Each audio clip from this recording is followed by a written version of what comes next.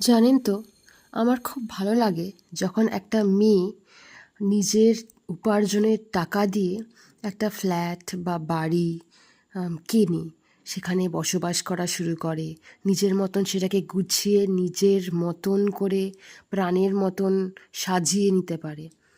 আসলে এরকম না হলে না, নয় মেয়েদের একটা বাপের বাড়ি, নয় শ্বশুর বাড়ি, ঠিক নিজের বাড়ি বলাটা কোনোটাকেই মনে হয় যায় না। নিজের মতন সাজানো গোছানো যায় না, নিজের মতন জিনিসপত্র এই দিক থেকে ওই দিক করা যায় না, সব কিছুর জন্যই পারমিশন দরকার। তখন নিজেকে বড্ড ছোট মনে হয়, কিছু কিনে রাখার জন্য লোকের থেকে পারমিশন নিতে হয়।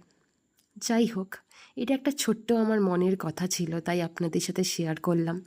জানি না কার কী ফিলিংস বা কার কী বক্তব্য থাকবে এটা নিয়ে।